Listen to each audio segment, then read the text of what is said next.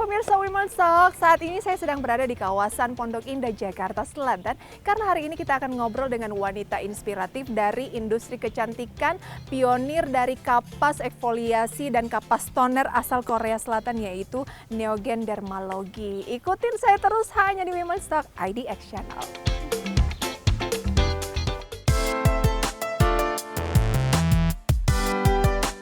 Kehidupan di negara tropis seperti Indonesia membuat masyarakat harus terbiasa dengan keberadaan panasnya sinar matahari dalam kehidupan sehari-hari. Meski baik untuk menghasilkan vitamin D, terlalu banyak sinar matahari juga dapat memberikan dampak yang buruk pada kulit. Oleh karena itu, perawatan kulit merupakan hal yang penting agar kulit tetap sehat dan cerah. Salah satu pelaku bisnis di produk kecantikan Indonesia ialah Neogen Dermalogy yang merupakan pelopor exfoliating pad pertama dan diproduksi dari Korea Selatan yang membantu mencerahkan dan mengangkat sel kulit mati dan telah banyak direview oleh para influencer kecantikan. Lantas bagaimanakah strategi Neogen Dermalogy dalam mengembangkan bisnis di Indonesia? Simak perbincangannya bersama dengan Chief Marketing Office Neogen Dermalogy Indonesia, Melva Tresia Panjaitan, hanya di Women's Talk.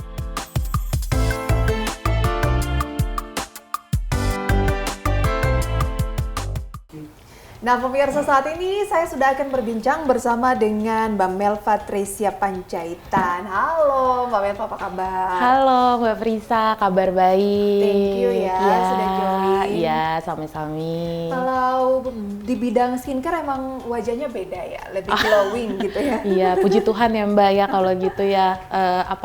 Berarti kelihatan ya profesinya dengan mukanya gitu ya. Oh, kelihatan sama-sama kualitas dari produknya ya. Amin. Saya tuh sebenarnya penasaran sekali, apa sih yang membuat Neogen Pads ini sangat viral? Boleh dikenalin dulu dong kenapa ID Action memilih di Women's Talk kali ini ngomongin soal skincare dari Korea yang satu ini. Ya, oke.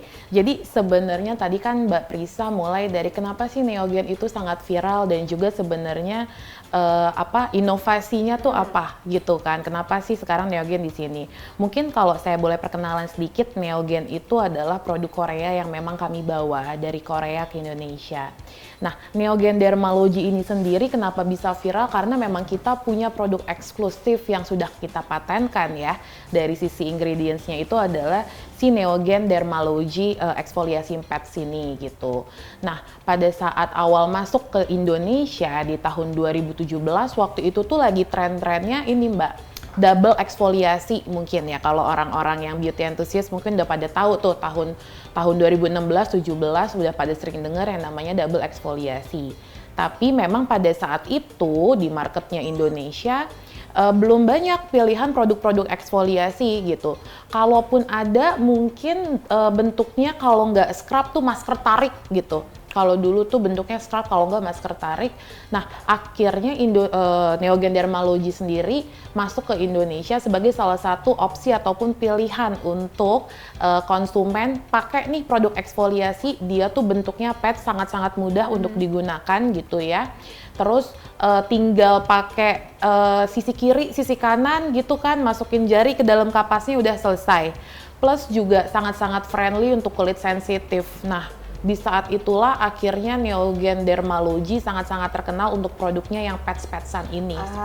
Dan kabarnya ini adalah pionir eksfoliasi pads di Korea sana. Berarti kalau di negara maju yang terkenal dengan skincare-nya saja pionir, apalagi di Indonesia ya? Yes, betul. Jadi Neogen Dermalogy juga sebagai pionir pertama ya di Korea yang menerbitkan atau membuat eksfoliasi pads dengan pads tadi nih, hybrid exfoliation, pads yang kiri kanannya itu berbeda gitu.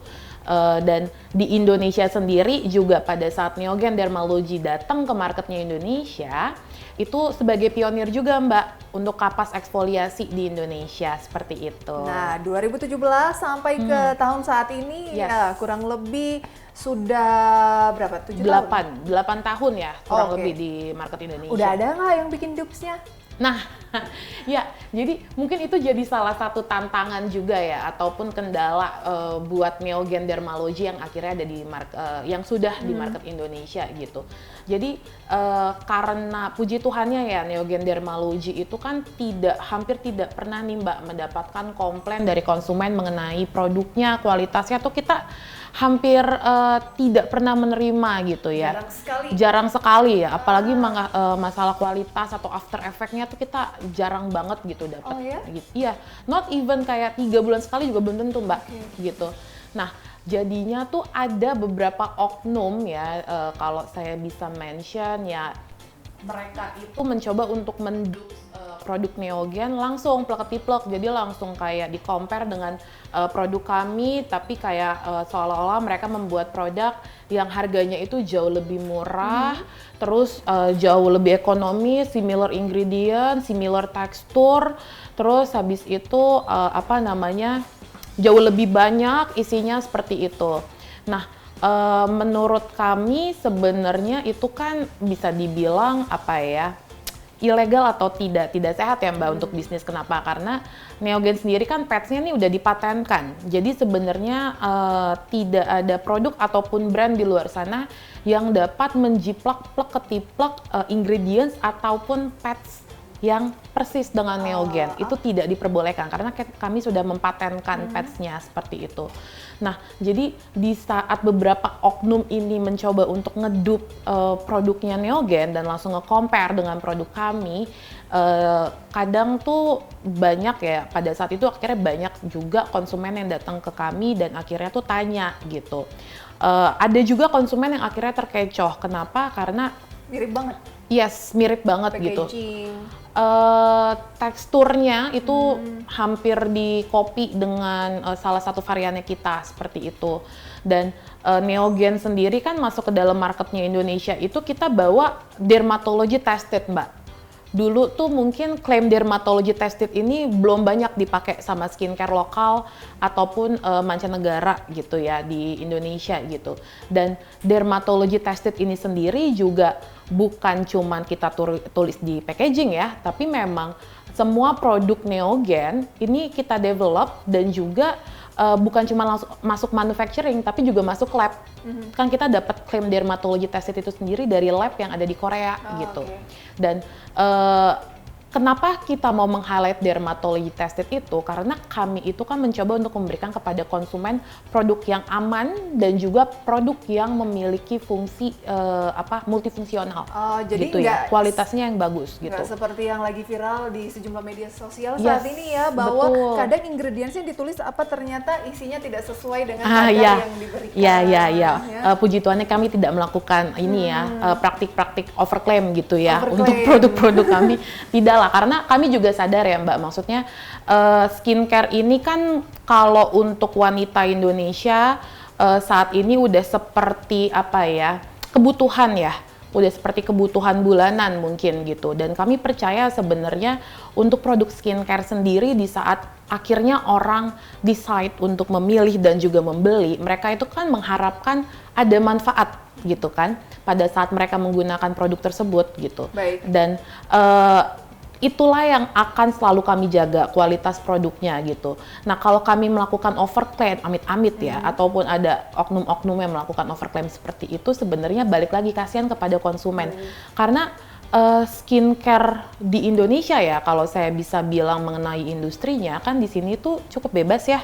Kita bisa jual dari channel apapun, bisa dibilang kayak oke, kita jual produk, yang ini bisa mutihin secara cepat, yang ini bisa ngilangin flek secara cepat gitu. Tapi sebenarnya semua tuh ada prosesnya gitu. Dan saya yakin at the end juga konsumen akan memilih produk-produk yang aman, dan kalaupun it takes time untuk merubah permasalahan kulit yang ada di wajahnya, they will choose that one rather than yang ini 1 minggu berubah. 2 minggu langsung lebih cerah. Lama-lama mereka akan pilih yang memang sudah pasti. Konsumen sekarang udah lebih pintar sih menurut saya ya. Betul. Apalagi yang memang jelas toko yang tempat untuk menjualnya resmi seperti betul. itu ya. Oke. Nanti akan kita bahas lebih jauh seperti apa sih peluang dari produk-produk kecantikan luar begitu ya, yang saat ini juga di tengah gempuran produk-produk lokal yang sudah mulai naik daun dengan kualitas yang nggak kalah juga gitu. Kita jeda terlebih dahulu Mbak Melva. Oke. Pemirsa, tetaplah bersama kami Women's Talk, segera kembali.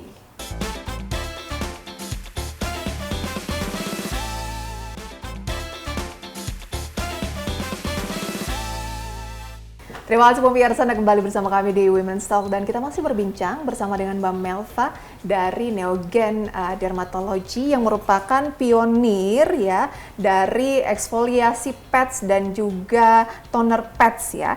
Dan mungkin boleh kita lihat ya untuk mengetahui produknya seperti apa. Mungkin Mbak Melva boleh silakan ambil biar saya bisa lihat. Katanya tuh sisi kiri kanan ini berbeda. Betul. Namanya perempuan itu sangat detail gitu ya untuk mengetahui seperti apa jenis skincare yang ingin digunakan. Yes, betul. Bentar, nih. Baunya sangat ini ya, seperti lemon. Iya, ini mau dipakai apa? Kita tes di kulit karena saya lagi make upan. Oke. Nah, ini kalau misalkan kita tes di kulit, ini mungkin saya bisa kasih unjuk dulu ya. Jadi tuh kita nah, nih esensinya kan banyak banget ya, Mbak, gitu. Kayak masker ya? Betul, kayak apa ya, esensi yang lebih, serum gitu kali ya. Ini banyak banget. Nah, jadi yang dipakai terlebih dahulu itu adalah sisi kasarnya gitu. Kita ada dua sisi kasar dan juga sisi halus gitu ya. Nah, pada saat pemakaian, punten, aku pinjam tangannya ya. Nah, ini cukup digosokkan seperti ini aja sebenarnya ya, secara halus. Nih, sakit nggak, Mbak? Enggak kan? Makanya tadi aku sempat mention kalau ini sangat sensitive skin friendly gitu ya. Nah, sisi kasar ini fungsinya buat apa? Sebenarnya fungsinya itu untuk mengangkat kotoran di wajah gitu ya. Jadi kayak kulit-kulit mati, terus juga sisa makeup yang menumpuk di wajah, itulah yang akan dibersihkan oleh sisi kasar ini gitu. Lalu setelah itu, setelah sisi kasarnya udah, baru kita pakai sisi halusnya gitu.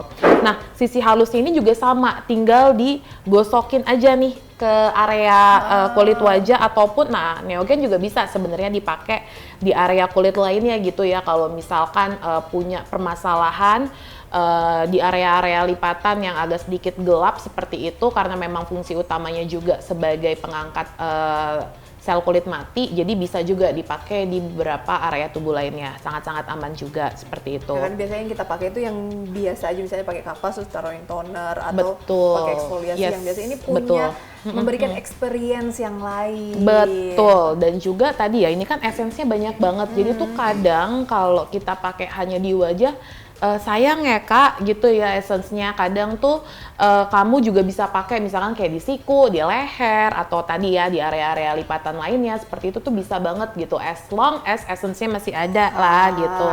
Tapi jangan kebalik ya, dari siku ke muka, dari muka aja mendingan ke siku, oke? Kayak gitu.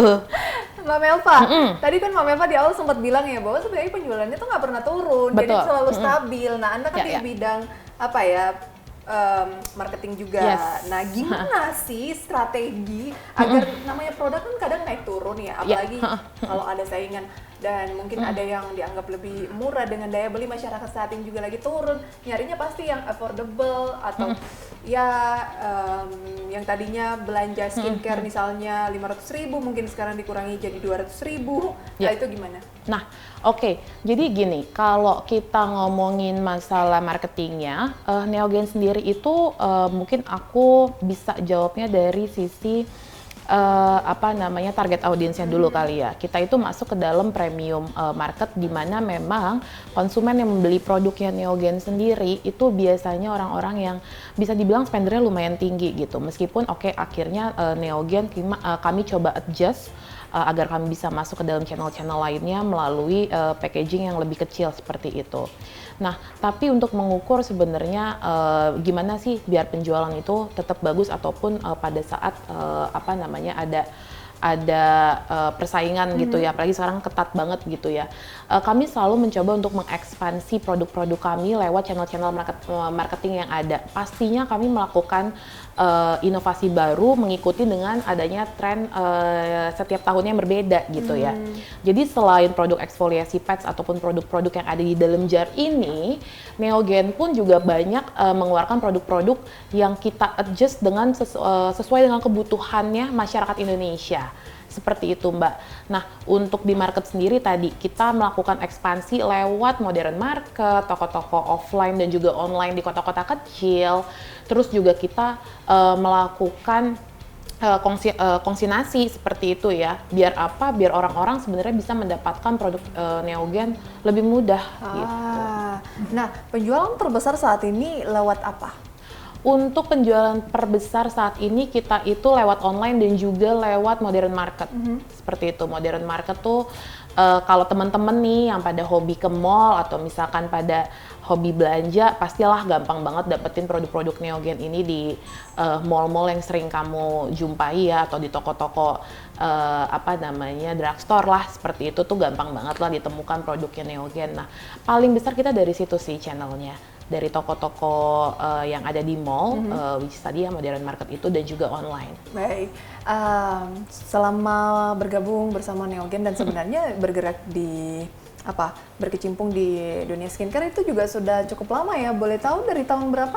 Ya, jadi sebenarnya untuk masuk ke dalam dunia skincare itu sendiri di tahun 2021 tadinya itu tepatnya. skincare lokal ya? Tadinya itu saya mengawali karirnya dari skincare lokal, terus naik ya ke skincare mancanegara atau internasional gitu. Nah, perbedaan signifikannya tuh ada cerita unik nggak ya mungkin yang kita bisa jadikan bahan evaluasi juga mungkin untuk skincare lokal atau sebaliknya? Ya.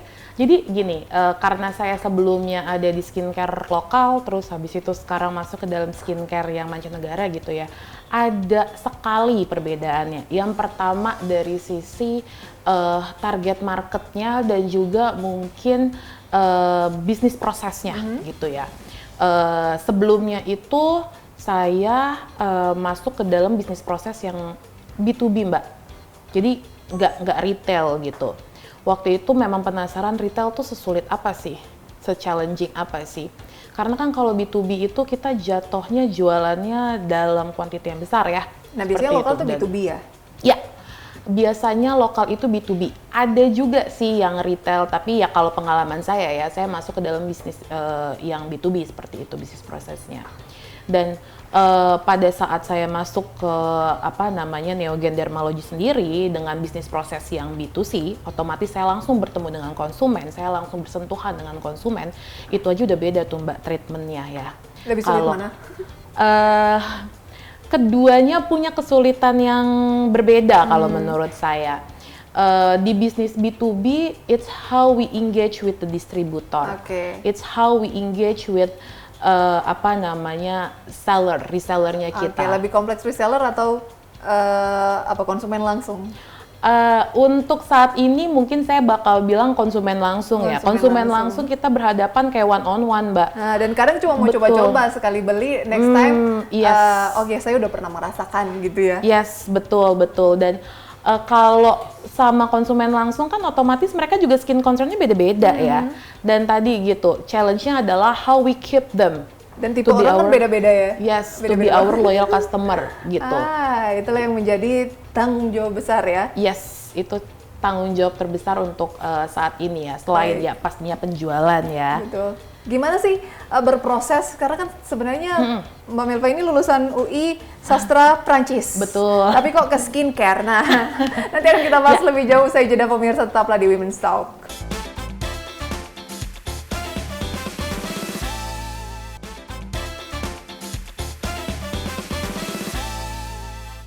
Masih berbincang pemirsa bersama dengan Mbak Melva dari lulusan Sastra Prancis UI, sekarang menjadi Chief Marketing Communication.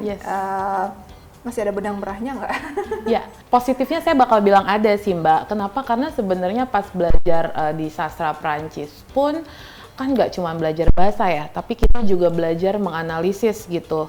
Dulu saya tuh 1 semester ada sendiri tuh. Nah, di era saat ini, di pekerjaan saya saat ini, saya kan lebih ke strategical ya, dimana analisis itu sangat-sangat dibutuhkan sebenarnya, ngelihat market, analisis market, terus juga analisis konsumen dan lain sebagainya macamnya, itu sangat-sangat dibutuhkan. Dan saya sangat-sangat bersyukur sih pada saat dulu saya kuliah, saya pernah dapat pelajaran itu ya. Jadi kita bisa lihat deep insight pada suatu hal yang ingin kita teliti atau kita analisis tersebut. Nah, ada nggak cerita nih ketemu konsumer tertentu kemudian membekas nih di Mama Elva selama berkarir? Bertemu sama konsumen dan juga membekas gitu ya. Atau reseller, karena kan tadinya juga sempat B2B ya. Ya. Sebenarnya not exactly konsumen, tapi saya tuh pernah ikut ke dalam salah satu exhibition seperti itu ya. Waktu itu saya mewakili brand saya juga, lalu saya tuh dihampiri sama ada salah satu, saya lupa negaranya mana, tapi yang jelas itu di Eropa, jadi saya disamperin sama bule perempuan gitu. Terus dia bilang ke saya, kenapa kamu menjual skincare di Indonesia dengan mudahnya? Dia bilang kayak gitu. Kok dia bisa melihat dengan mudahnya? Nah, pada saat exhibition itu memang kita nggak cuma display produk, tapi kita juga jual produk kan. Dan di situ kan kita jual ada toner dan lain sebagainya macamnya gitu. Terus dia bilang gitu ke saya. Terus dia cerita ke saya, dia bilang, karena di negara saya dan di negara Eropa, kebetulan dia tuh dari orang kedutaan juga, dia bilang di negara-negara Eropa itu sangat sulit loh Aturannya untuk panjang, aturannya ketat yes ya? betul. Kita itu tidak bisa memperjualkan produk skincare karena di negara-negara mereka itu skincare itu masuknya ke dalam obat-obatan gitu. Jadi tidak bisa tuh konsumen langsung pilih dapetin di market tuh secara gampang tuh nggak bisa. Mereka benar-benar harus datang ke dermatologis atau harus datang ke dokter, lalu minta resep dan lain sebagainya macamnya. Kalaupun ada di drugstore itu it's a very very known brand dan tidak banyak opsinya. Dia bilang seperti itu, dan dia bilang yang saya lihat di Indonesia ini tuh gampang banget ya dapetin skincare gitu. Terus juga kenapa ya di Indonesia itu skincare banyak sekali yang menggunakan klaim whitening. Dan Terus orang dia, suka yang seperti itu, betul. yang instan ya. Lalu dia malah challenge saya gini, emangnya kalian tuh nggak percaya ya kalau kalian tuh cantik apa adanya? Seperti itu. Nah, di situ sebenarnya saya belum ngejawab, tapi saya kayak ngerasa tersentil ataupun kayak, dan juga in the same time tuh ngerasa terbuka gitu. Terus saya bilang, sebenarnya kalau dibilang claim whitening, kan kalau di Indonesia tuh yang paling laku biasanya yang mutihin, ngurusin gitu kan ya Mbak ya. 30 hari hasil terlihat. Betul, itu yang kayak gitu-gitu tuh yang paling laku gitu biasanya di market Indonesia. Nah, terus saya jelasin ke dia, nah kalau di masyarakat Asia, kita itu bukannya tidak percaya kalau kita tuh cantik apa adanya. Tapi memang berdasarkan tren, kan kalau kita ngomongin marketing balik lagi ya Mbak, kita harus ngikutin tren itu sendiri gitu. Trennya itu kan memang di marketnya Indonesia, orang-orang itu kiblatnya ya ini ke Korea gitu kan. Terus ya akhir-akhir ini mungkin ada yang ke Thailand atau ke China seperti itu, dimana mau punya kulit yang lebih cerah gitu. Dan bukan berarti produk yang kita jual juga quote-unquote mutihin gitu loh. Menurut saya juga nggak ada produk yang bisa mutihin gitu, apalagi cuma skincare yang kita oles-oles, pasti ya semaksimal apapun itu ya mencerahkan lah, tone up lah, seperti itu kan. Nah terus dia bilang ke saya, iya karena saya baru berapa minggu di Indonesia dan setiap saya ngelangkah, saya tuh gampang banget lah dapetin produk skincare ini. Nah, itu jadi pengalaman unik buat saya. Kenapa? Karena gini, di situ saya juga sekaligus sadar, Mbak, ternyata memang industri di skincare di Indonesia itu sangat-sangat sangat-sangat bisa dibilang luas dan juga mudah lah gitu, bebas lah gitu. Potensial kalau bisa memanfaatkannya dengan baik potensial ya. Untuk para owner untuk membuat inovasi baru pastinya. Bisnis, ya? Yes, karena di sini masih cukup mudah untuk menjual produk-produk skincare. Baik. Berkaca dengan negara-negara maju yang pastinya Lebih mereka strict ya? yes, lebih strict. Oh, ternyata tidak semudah itu, dan balik lagi kalau untuk POV-nya konsumen means that we have to be smarter dalam memilih produk. Kenapa Harus saya lebih bilang cerdas, begitu? Karena tadi di satu sisi berarti it's easier for you to choose what you want to buy. Tapi di satu sisi you have to know juga, means that banyak juga loh produk-produk yang mungkin nggak BPOM yang bisa nge-full kamu. Baik, yang Itu. pasti harus memperhatikan keamanannya karena Yes. yang rugi nanti kan konsumen juga, Betul. harga murah tetapi Betul. mungkin kualitas overclaim dan lain sebagainya. Tetapi Betul. dengan adanya yang viral-viral di TikTok misalnya Betul. ya soal skincare yang overclaim, mungkin ini menjadi proses untuk industri kecantikan dan skincare tanah Yes. air untuk lebih cerdas lagi gitu Dan ya. lebih mengutamakan kualitas lah ya. Betul. Ya. Nah, ada quote sukses bagi Kak. Tadi kan ini peluang bisnisnya sangat besar gitu ya. Yes. Bagi owner-owner muda yang ingin berbisnis skincare, karena saya tahu bahwa di luar sana banyak sekali yang pengen punya bisnis sendiri khususnya di bidang skincare. Yes. Nah, quotes yang saya punya mungkin relate ya sama jurusan saya gitu. Ada satu quotes yang saya suka, itu di dalam bahasa Perancis ya. Quand vous choisissez l'espoir, tout est possible. When you choose to dream, everything is possible. Ketika itu adalah mimpi kita, passion kita, Yes. keinginan kita, pasti mungkin. Tidak ada yang Yes. tidak mungkin ya. Yes, start with dreaming first. Baik, dan sukses selalu untuk Neogen Dermatology gitu ya, dan semoga bisa menjadi inspirasi juga untuk para pemirsa Women's Talk. Dan terima kasih Mbak Melva, next time kita Yes. ngobrol-ngobrol lagi ya. Yes. Demikian Women's Talk kali ini pemirsa, semoga bisa menjadi inspirasi, referensi untuk karir, bisnis maupun kehidupan Anda mungkin sehari-hari. Saya Prisa Sombodatu pamit undur diri, bye-bye. Bye.